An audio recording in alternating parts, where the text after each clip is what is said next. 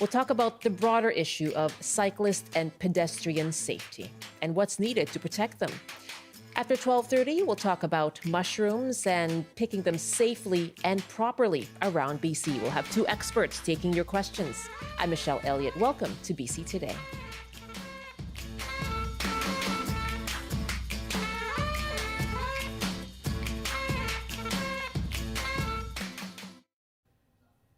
Thank you for joining us on CBC Radio 1, live streaming as well on CBC Gem, cbc.ca/BC, and on the CBC Vancouver YouTube page.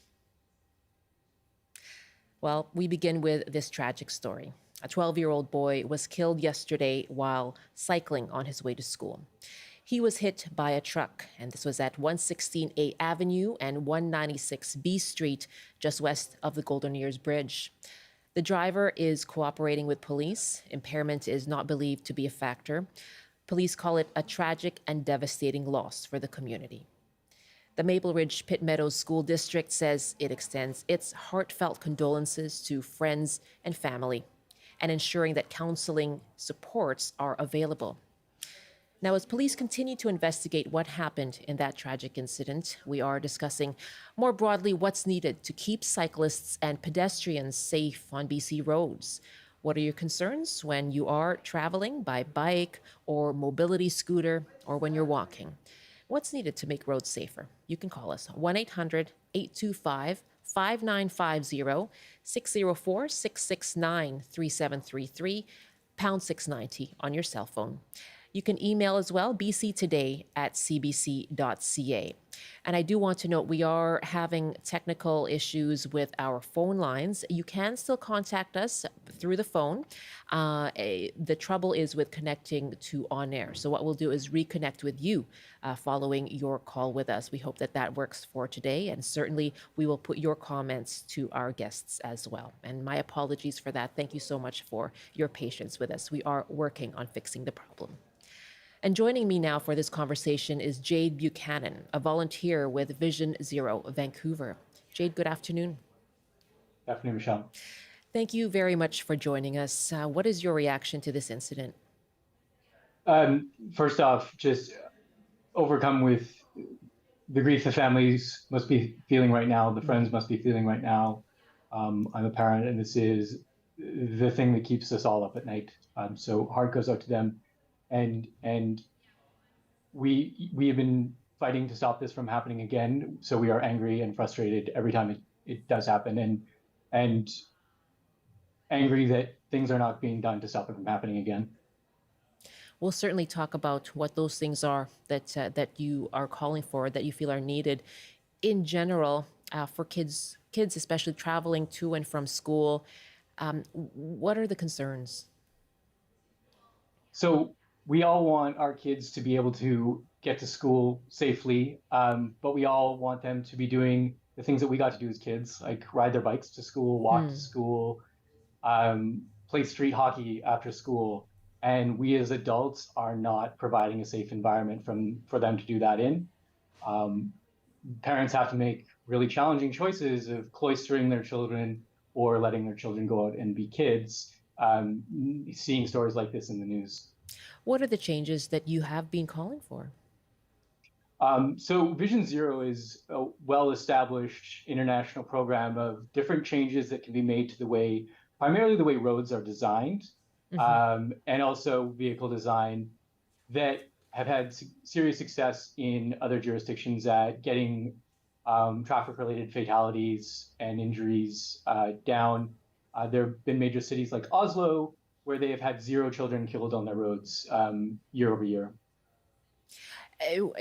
Let's talk more about those design changes that would help. How do you see a road that is safer? What does it look like? Yeah, so ideally, we as adults need to provide kids with safe routes to school that don't require them to interact with vehicles that are big enough to seriously hurt them, or that are going so fast they're very likely to seriously hurt them. And so that means separated infrastructure. That means speed limits that recognize that vehicles are going to be in the same space as people who are not in vehicles, in areas where there are pedestrians or cyclists or people using mobility devices. Um, the province of BC has a very detailed road safety guideline that will show municipalities exactly how to do it, and traffic engineers within municipalities also know exactly how to do it. The reason that this isn't being done is because politicians aren't telling them to do it and they're not funding it. Why is that? We do see certain pilot projects locally in municipalities when it comes to things like speed limits, for example. The slow streets pilot in Vancouver. Vancouver is about to get its first scramble crosswalk for pedestrians in the downtown core. So, what do we need more of those pilot projects, and what is needed from politicians to incorporate them provincially or more broadly? It's a very good question. Pilot projects are for things where you don't know what the right solution is. In our case, we know exactly what the right solution is, and pilot projects are a result of not enough funding for permanent implementation or broad implementation. For example, scramble crossings, the city of Vancouver identified 4 good intersections for that, but they're piloting one, and there are likely dozens within Vancouver where it would be a perfectly workable solution that they know would decrease the number of injuries and fatalities, and they are choosing not to do it. Overall, why politicians aren't doing this, we're not asking them hard enough, I guess. But to me, that's the best people to be answering that question are people like Minister Rob Fleming, the Minister of Transportation in BC. To give you an example, the Union of BC Municipalities 4 years ago asked to make it easier to lower speed limits to 30 kilometers per hour or lower safe speeds in residential areas where our kids are riding their bikes to school, where our kids want to play street hockey. And the government at the time, our current government, said no. They said, no, municipalities, we don't want to make it easier for you. And so to me, Premier Eby, Minister Fleming, those are the people who need to answer for this. The province has worked on things like changes to the Motor Vehicle Act that it says will improve road safety. This was earlier this year, back in April. Part of it was, to deal with a vulnerable road user framework. What about those kinds of steps? Things like trying to enable more of those pilot projects, making them province-wide, requiring the use of speed limiter equipment to regulate heavy-duty commercial vehicles. What about those steps?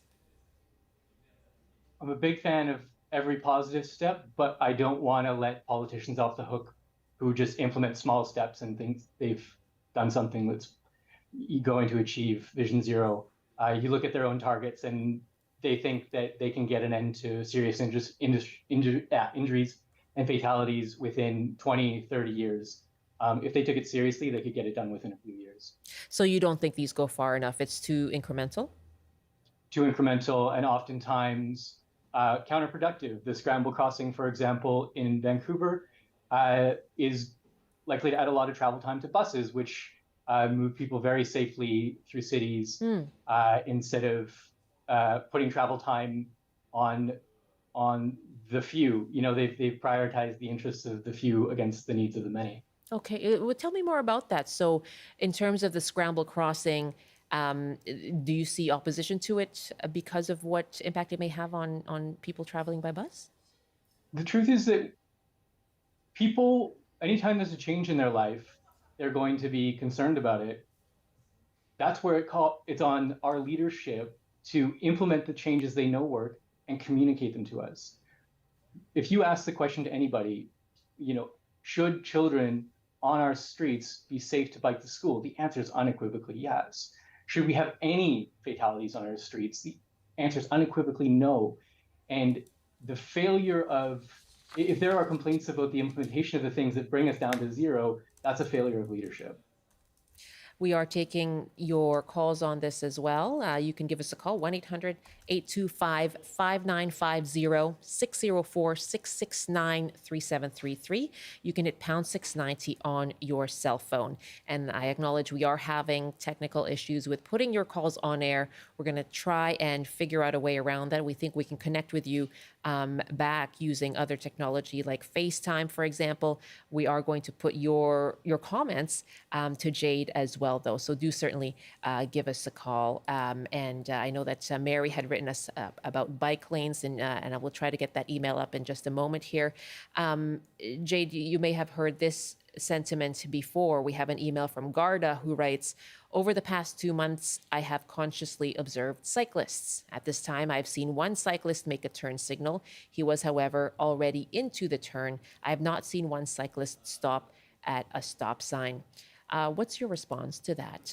People who say, cyclists and when it comes to rules, don't follow them. When we want to talk about individual responsibility, if you as an individual want to put an end to this, to the tragedies that we saw today, the best thing you can do is contact politicians and tell them, this is a priority for me. Spend the money on this so that we're not relying on individuals to be perfect to stop kids from being killed on our streets. And what do you make of that? I mean, that kind of that dynamic, that this becomes, look at what cyclists are doing. It's not victim blaming, but sort of looking at where the responsibility or the blame does lie. What do you make of that dynamic in Vancouver? We've had this debate for a long time, for sure. I target my blame up high, as you can tell. The people who are to blame for these are the politicians who don't act. We as an organization are looking out for the safety of everyone. So we British Columbia, we tolerate between 250 and 300 people being killed on our streets every year. 180 of those are the driver of the car. Another 45 are passengers of the car. 53 are pedestrians, and if you count that out, that means every week. We have the tragedy we had yesterday. That's going to happen next week, and week after, and week after, and week after, until something is done. And we can put out educational videos, and we can tell people to wear bright colors, and that is at best safety theater, and at worst counterproductive. What do you make then of the Richmond RCMP's video that was put out a few days ago that has gotten backlash? It was this video that was a public service announcement and showed a kind of a near crash, a pedestrian who was wearing earpods and a hood, and a driver who looked at his phone at a stop and nearly hit her. And so the message was, it's a two-way street when it comes to pedestrian safety. What did you make of that kind of video? We've obviously expressed our disappointment, but those kinds of educational videos are the one of the least effective things that can be done. Interestingly, I mean, Premier Eby was criticizing that video, which is very frustrating. Premier Eby should be the one acting. The most offensive thing to me is that one of the most powerful people in the province, when it comes to being able to stop these tragedies from happening, jabs some criticism and has done very little and is capable of doing an incredible amount. As you mentioned earlier, you do put your blame up high, up to the politicians. I can hear that. My guest is we are taking your calls. However, I am just told that we are unable now to take your calls as our phone lines are down. I do apologize for this, but you can still share with us your thoughts by email, and that's bctoday@cbc.ca. And my guest who's been good enough to join us by Zoom is Jade Buchanan, a volunteer with Vision Zero Vancouver. And just a note on that RCMP video we were talking about, they did put out a statement in the face of that criticism, and they say we every year at this time we offer tips for sharing the road. The response to the video has been extremely disheartening, they say, and they say the purpose of the video is to reduce harm, save lives, and create awareness, full stop. Nothing more and nothing less. The video is not about X being more right than Y. That is not its purpose. So that was a statement from the RCMP on the public service video that it put out a few days ago. And on you've been talking about the need for changes to infrastructure, Jade. Mary wrote us this: we need safe infrastructure, and governments are preventing this from happening. Mary writes, the current ABC Council in Vancouver has prevented a safe separated active mobility lane on Broadway, have removed a bike lane in Stanley Park, and just last week stopped a safe car-free zone outside Roberts Elementary in the West End. These are just a few examples. This is all appalling, and we need to challenge these attitudes very strongly. Jim writes, I would like to suggest that more consideration must be given to cyclists when road, quote, improvements are being made on highways. New paving should go all the way to the edge of the shoulder so bikes don't have to veer into traffic. And James writes that she'd like to see Jamie writes she'd like to see the VPD do more. And Jamie writes the controlled crosswalk in the middle of East Hastings between Main Street and Columbia Street, I was almost hit 3 times in 2 days. Okay, so a lot of comments there, a lot of points being made on our email. Thank you very much for contacting us there. What do you make of, Mary is echoing what you're saying, right? We need more safe infrastructure, but at this stage, these are municipal decisions.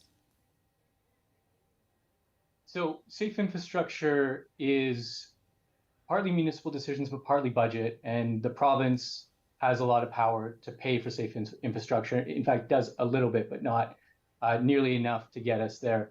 But these particular ones were based on council, right? Like when it was the mobility lane, the cycling lane on Broadway, they decided to put somewhere else. The bike lane, that would have been the park board. Yes, that's in use some recent examples of housing. The federal government doesn't have jurisdiction over housing, but they do have money. And when they start to say, do what we say, or we're not going to pay, municipalities and provinces act. So through funding, provinces can compel municipalities to do the right thing. And these are things that are very much in the province's interest because they pay for healthcare, of course, and ICBC. Okay, I don't mean to quibble with you on, who's responsible in terms of the points you're making, just making clear that these particular decisions were municipal ones. And so, Jade, let's talk about the culture a bit as well. You talk about other jurisdictions that have been able to go down to that vision zero and meet it. Is it really its political will? What actually needs to change? We as an organization have realized we need to get our message out to as many people as possible. We don't have to accept this. You don't have to fear for your kid's life if you want to let them bike to school. If you want to get us there, though, you've got to be talking to politicians. Tell them this is important. Demand this of them. Can we talk more specifically about, what are the physical changes that are needed? How do you envision that? What does it look like? Yeah, I'm only an amateur traffic engineer, as many of us are. But there are very detailed guidelines that the province has produced that municipalities can implement. In fact, we've talked to many people within municipalities and the province, traffic engineers, who know exactly how to do these things. Sometimes they are curb bumps that make the crossing shorter for pedestrians and increase visibility for drivers, for cars. Visibility is something that helps everybody. As I say, we are trying to protect people inside and outside of cars, and the people inside of cars are just as at risk. Leading pedestrian intervals where pedestrians start to cross before the lights turn green for cars, so they're already in the intersection. Scramble crossings are good. Streets that you're going to have pedestrians on should look like streets, not like highways. And the example from I think Jamie on East Hastings is a really good example where the speed limit was even dropped to 30. Right. We know almost every driver speeds on that road, and it looks like a highway. So you can't put people on a highway and expect them to treat it like a residential or pedestrian area. We have an email from Rhiannon who writes, one thing I'd love to see is for traffic fatalities to be treated the same as fatalities in workspaces or in aviation, where operations are shut down completely until the causes have been addressed. We don't see that at all with traffic violence, and that's incredibly problematic. Yeah. Is this something that, in our culture, are we taking this seriously enough? It's such an excellent point. If you work in mining and forestry and construction, even if you work in an office job, you have a workplace safety committee. And if something happens, it's taken incredibly serious. Like take a look at our airlines, for example. if you're rational, you are not afraid of flying. You are afraid of your commute to the airport, because airlines take safety incredibly seriously, and the people responsible for road design, politicians who direct them, do not. It would be intolerable if any job was as dangerous as commuting to your job. Thank you very much for that email, Rhiannon. Here's one from Kathy, who writes, I do have to disagree with your guest. We as cyclists and drivers have to take responsibility for our actions. I cycle for 6 months of the year. I wear high visibility clothing, and my bike is lit. I often see cyclists fly through all the stop signs and then yell at drivers who do not have a chance to see them in all their black clothing. Kathy, thank you very much for that. What's your reaction to that? Some of those cyclists probably drive some of the time too. Do you want to depend on them paying attention and being good drivers for your safety, or do you want infrastructure that guarantees it? So again, it's the structure. But things like high visibility clothing and lighting up your bike. What about those ideas? The kind of personal responsibility thing, I think, is a distraction from real solutions. I see where you're really wanting to focus the conversation on, and that's it sounds to me like your view is that there's been too much focus, too much priority on what individuals can do or can't do, but not enough on the structural and systemic changes. Is that right?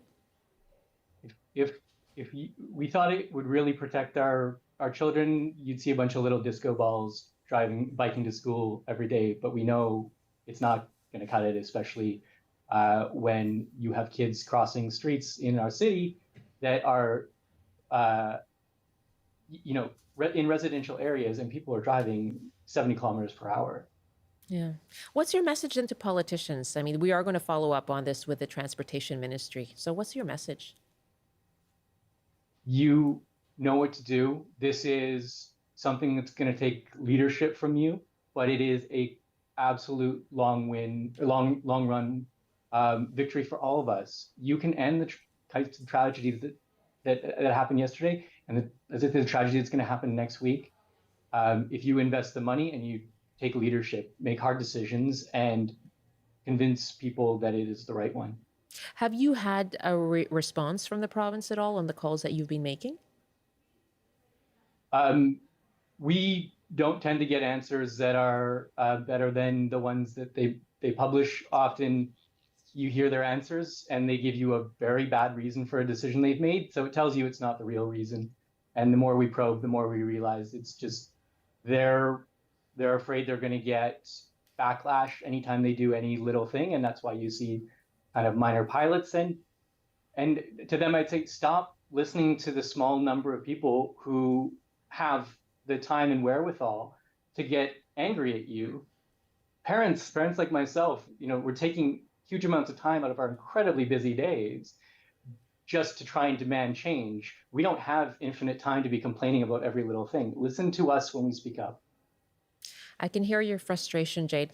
Thank you very much for spending some time with us this afternoon. Appreciate it. Thank you so much for having me.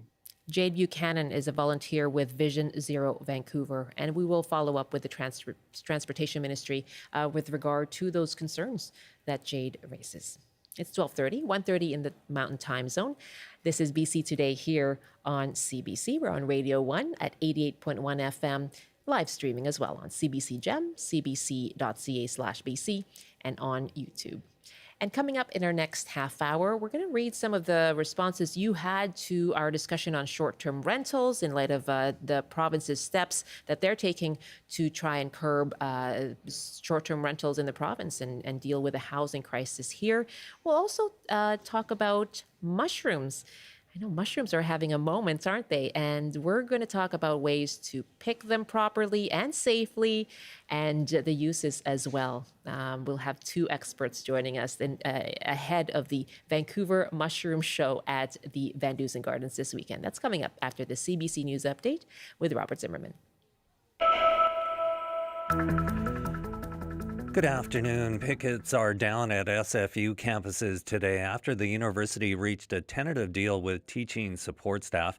Nearly 1,600 workers have been on strike since the end of September. The union says the agreement includes wage increases and maintaining compensation based on class size. A ratification vote could be held early next week. A memorial has been growing near the site where a 12-year-old boy was killed yesterday while riding his bike to school. The boy was hit by a recycling truck. Police say the truck driver stayed at the scene and is cooperating. The provincial government says it's looking at ways to speed up the rebuilding process in Lytton. Yesterday, residents gathered in the community to voice their outrage at the length of time it's taking to rebuild.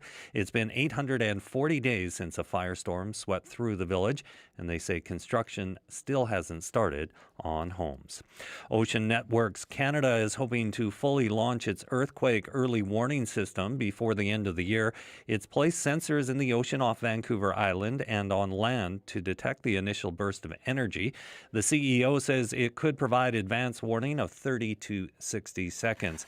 Meanwhile, thousands of people across BC took part in the annual Shakeout BC earthquake drill this morning. And the city of Penticton has passed a motion putting the brakes on any new separated bike lanes. In a 4-3 vote, council directed staff to stop all design work, remove earmarked funding, and even passed a moratorium on any further discussions of the matter. Bike lanes have been a source of controversy in the Okanagan community, in part because of the cost and the impact on some downtown streets. And now the BC forecast on the north coast, mainly cloudy this afternoon with a high of 14, highs reaching 13 with strong winds, a chance of showers and some sunshine in the Peace. In the central interior, including Prince George, rain ending this afternoon, then cloudy with a high of 13 as well. Highs to 19 with lots of sunshine in the Kootenays. In the southern interior, including Kelowna, a mix of sun and cloud with a high of 19. And for Metro Vancouver, Greater Victoria, and the Fraser Valley, rain tapering off, then a chance of showers with highs around 15 degrees. I'll have more local news at the top of the hour. Now back to Michelle with BC Today. And did you drop, cover, and hold on at 10:19 this morning? I didn't. I was on my way to Pilates, so I actually did it a few minutes That's after a different that. kind of dropping and It holding is, on. yes. So I missed that, sadly.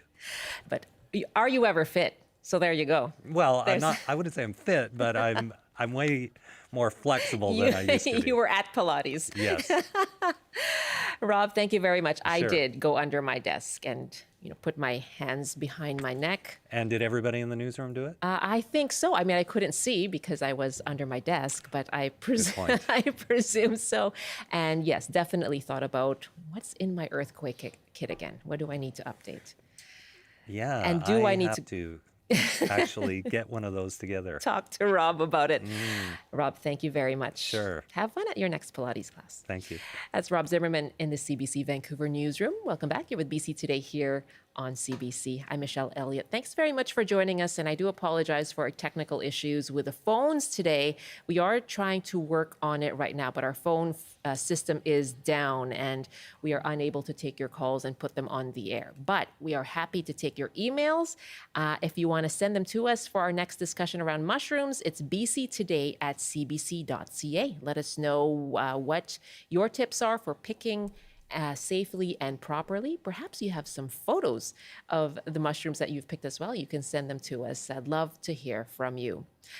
First up, some of your reaction now to a discussion we had earlier this week with regard to the province trying to limit short-term rentals in BC. And this includes trying to crack down on illegal suites, restricting short-term rentals to primary residences only in those larger municipalities. And the goal is to free up those units for long-term rents and address the housing crisis in BC. And we asked you how these new rules would affect you if you're a host and if you're a renter, what your experience has been with short-term rentals and their impact on housing. We got a lot of emails. Kiers writes, I fell in love with the sharing economy for the people that we have met via travel and via hosting, as it is the people that make travel the most memorable. We run an Airbnb as we love hosting people and sharing our lives with others. We prefer to reserve the space for short term, as we need the space when our grandkids and children and friends visit. We know the majority consider Airbnb a license to print money with costs for a one-night rental completely out of control. It infuriates me that people now use the Airbnb platform as a hotel system. Betsy writes from Richmond, I don't think it is the business of the government to tell homeowners what they can do with their hard-earned property. The government should be building more low-income housing, co-ops and senior subsidized rentals, etc. It has become dangerous to be a long-term rental owner. I had a condo I rented to long-term tenants. My interest on loans went up 10 times this past year.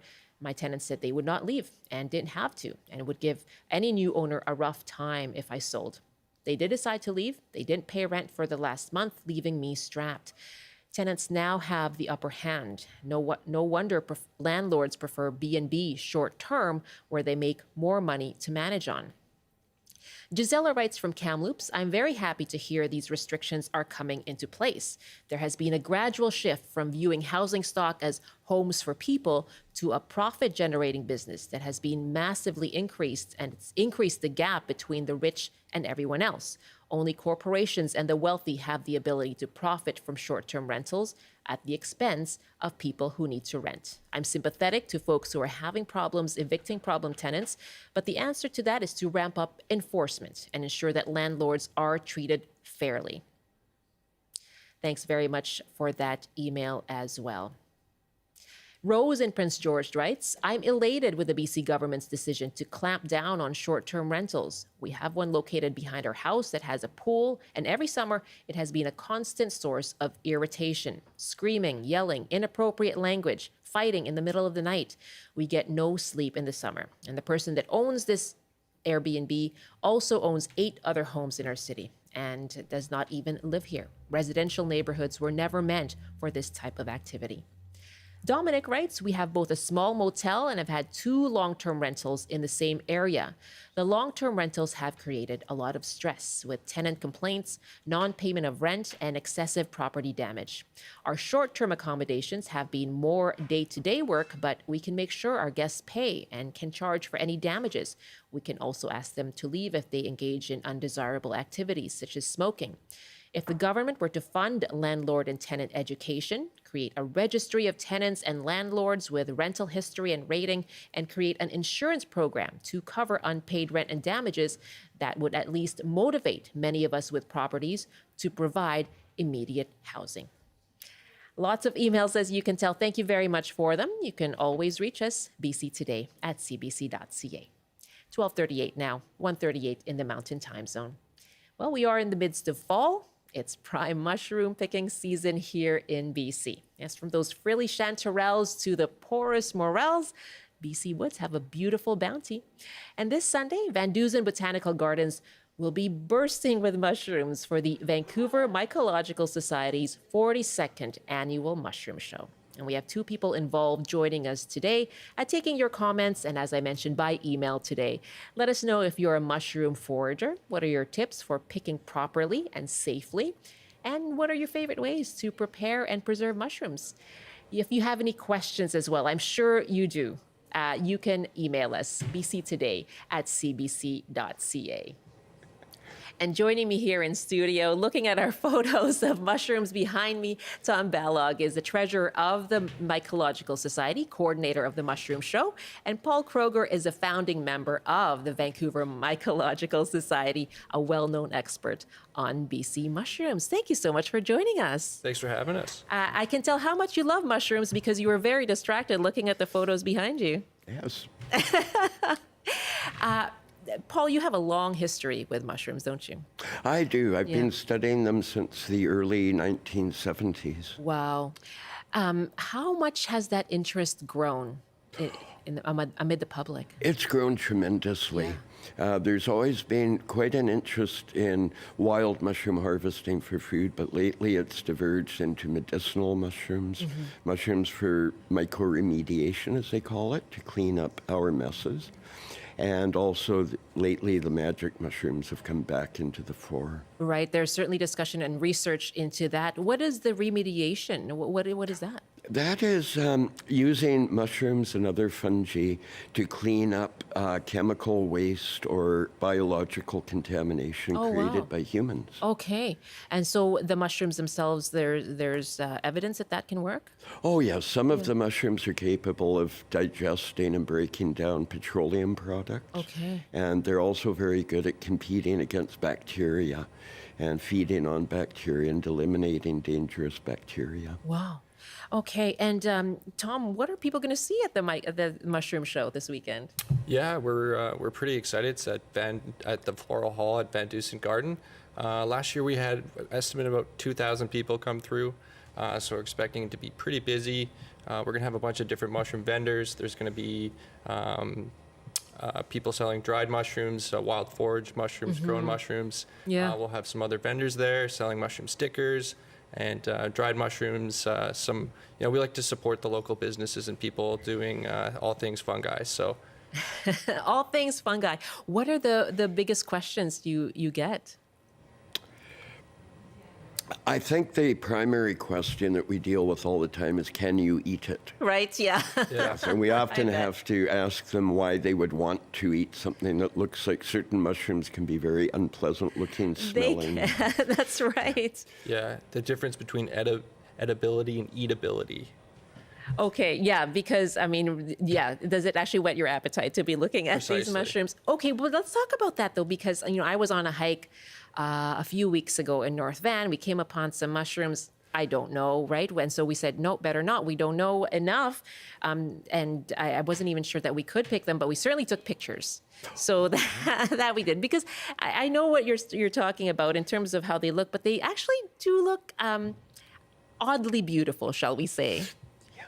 Yeah, they have a diversity of shapes and colors that are Yes. very appealing for photography, painting, and other artistic pursuits.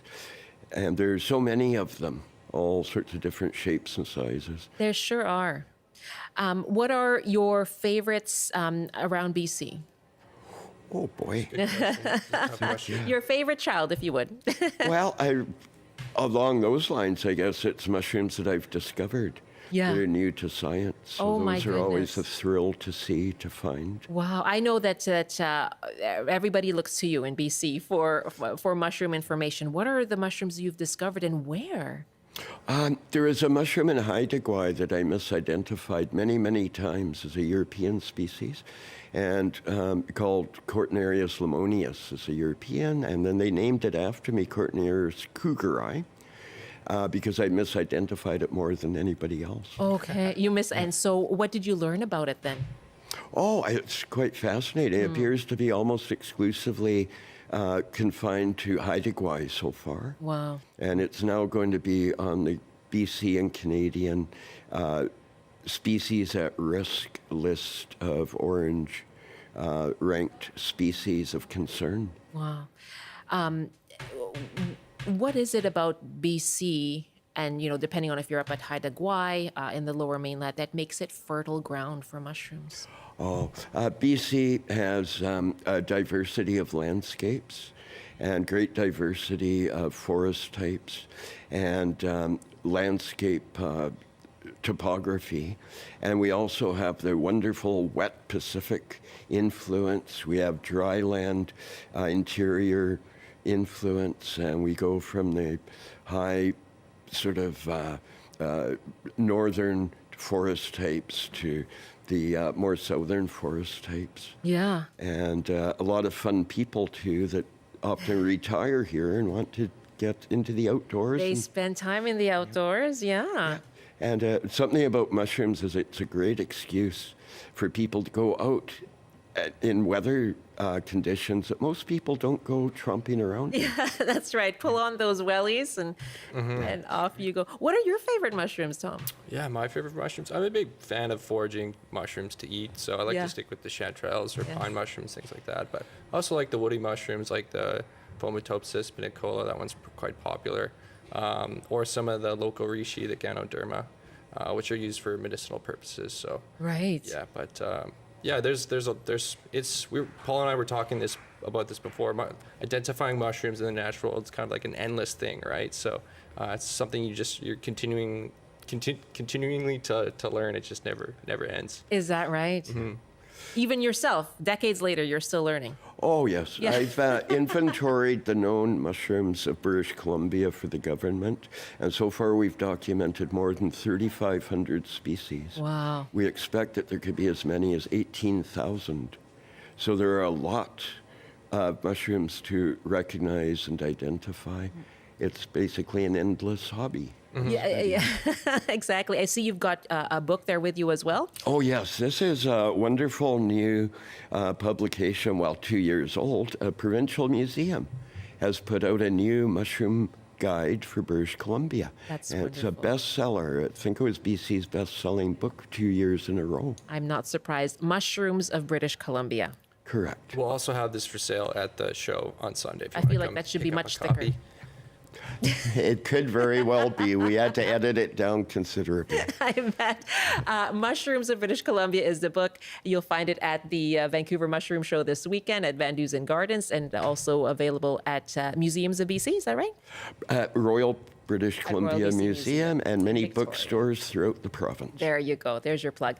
We are taking your questions as well and your comments on mushrooms. And I imagine a lot of people do have comments about mushroom safety and questions as well. As we heard Paul say, it is the biggest question they get. So you can email us, bctoday@cbc.ca. Let us know if you are an avid forager yourself. What are your tips for picking safely and properly? Because there are certain areas you can and cannot pick. And how do you like to prepare them too? I'm going to ask my guests that too. bctoday@cbc.ca. And you can tell the wheels are in motion, thinking about what their favorite ways to prepare mushrooms are. Sasha writes us, I understand there are two types of lobster mushrooms, depending on what they are parasitically growing on. Can your guest expound upon the safety and identification of lobster mushrooms? Yes, we have two primary lobster mushrooms here, an orange lobster mushroom and a green lobster mushroom. Okay. The orange lobster mushroom is relatively safe to eat because it only grows on one group of species. It's a parasite on Russula mushrooms of Russula brevipes, which is a big white, not really edible, but not noxious mushroom. Okay, And when it it's goes on top of it. It grows over, modifies the mushroom, turns it into an orange, bumpy, lobster-looking thing. Right. But then we also have a green version, which is unknown. We're not sure which mushroom species it grows on. So if it's a green lobster mushroom, you don't want to eat it. But the orange ones are actually a major mushroom of commerce. And so far, they're safe if you don't, if they're young and sound. If they're thoroughly cooked, all mushrooms should be thoroughly cooked, and if you eat them in moderate amounts. Very good advice. I know I've seen lobster mushrooms at the farmer's market, for example, so certainly being sold, but under certain conditions, cook them thoroughly. Yes. I'm listening to that very closely. Sasha, thank you very much. That's a really, really good question. I did not know there was a green lobster mushroom as well that people can find. Yeah, thank you for that. Email bctoday@cbc.ca. Chanterelles, very common, and that's your favorite, Tom. How do you prepare them? I like to cook them with just, what you do, you heat up a pan and then you throw the mushrooms in. You kind of let them sweat a little bit. Right. So the water comes out. Yeah. And then you throw in the butter. You can throw in some garlic, saute it. That's the it. best way to do it, I'd say. Nice and simple. And what about you, Paul? I like to keep it simple. And I think a lot of people make a mistake of undercooking mushrooms, not just for safety, because they're more digestible cooked, but also mushrooms like meat and vegetables benefit from a browning cooking, which causes, I think it's called the Melier effect or something. It's a chemical change which brings out Kind of browns it. Yes, it brings out the umami flavors and the savory, meaty flavors of mushrooms, which is what people mostly desire from edible mushrooms. Yeah, and you know, I was thinking of that too when you said umami, like putting them in soups as well would be good, wouldn't it? Oh, yes. I love that. Yeah, we do advise that people pre-cook them before putting them in soup because sometimes the simmering cooking isn't sufficient to render them easily digestible. Yeah, that's really important. That's a good caveat as well. Donnie is asking, are there any mushrooms that can harm you just from picking and having residue on your hands? That's a great question. Thank you very much, Donnie. Yeah, not as such. There are toxic concerns with most mushrooms. If you there's cross-contamination if you get accumulation of toxins on your fingers and handle food, beverages, etc. You might get enough toxin to be of concern, but most of them aren't absorbed into the skin. But you can get dermatitis or irritation of the mucosa from the spores, which are irritating. They're both irritating to the skin, to the mucosa, and to inhale. Yeah. So the spores are a bit of an issue for sensitive people. But otherwise, you can touch and handle a mushroom to turn it over and examine it closely to help in identification, not worry. As long as you use common sense and just wash your hands before you handle and eat food. Okay. Okay. So it's the cross contaminations and perhaps breathing in that you would be concerned about there. Donnie, thank you very much. What about, the one that really makes the news is the death cap mushroom that people mistake. And tell us more about that. How concerned should we be? It is becoming more and more prevalent. Yeah. We've discovered it in BC in 1997, first in Vancouver 2008, and now we have well over 150 locations where it grows in the province, mostly coastal and Vancouver Island, Lower Mainland. And it is most of hazard to young children, toddlers, and people's pets, especially dogs who like to graze on things that are growing. Yeah. And because they're in urban settings, they're mostly under street trees and urban trees. They're in close proximity to people.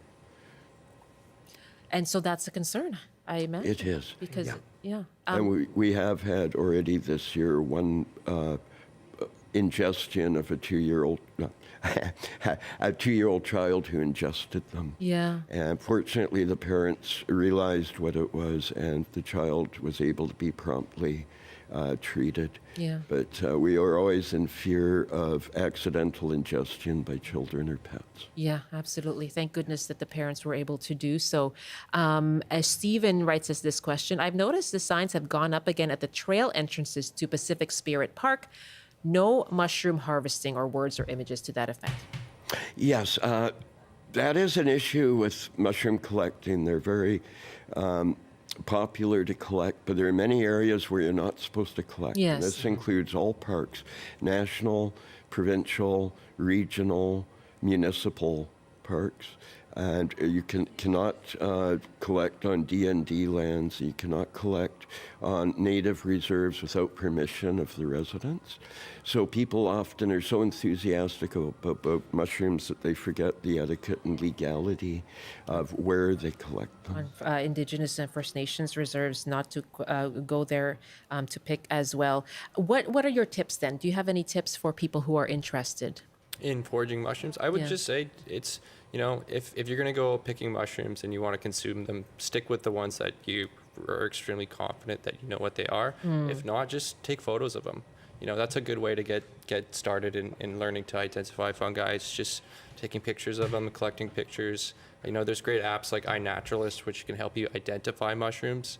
So yeah, just take a photo and just observe them. Okay, that's a good tip. We do have an email from Alan who sent us a photo, and this is the photo of the mushroom that's on the screen beside us right now. If you're watching our live stream, you can see it behind me. And he's asking about this mushroom. Is this mushroom edible? It popped up on the bare soil of a raised bed. Aha.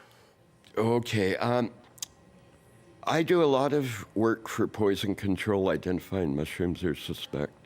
And I am very hesitant to identify mushrooms from a photograph. Yeah. And when it comes to edibility, without being able to smell them, see the whole mushroom, That's the whole- including the base, Yeah. and know about their habitat. This mushroom looks very much like the Agaricus augustus or prince mushroom, which is a big, hefty, good edible that should smell like almond. It should smell like marzipan.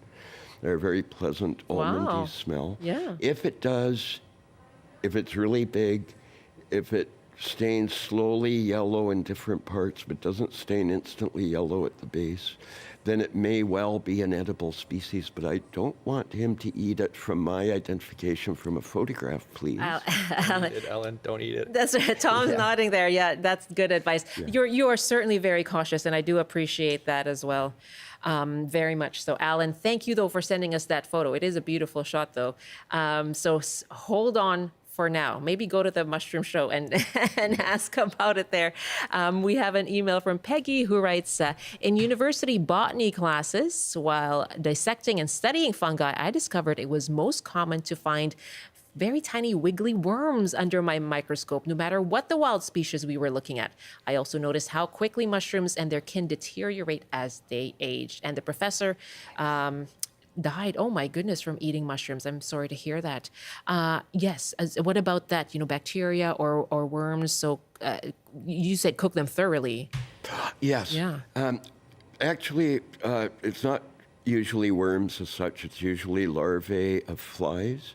Dipteran larvae. Okay. And they would emerge eventually as flies or other similar insects. Yeah. And eating them, as far as we know, does not cause illness usually, but it's aesthetically not very pleasing to have food that moves that way.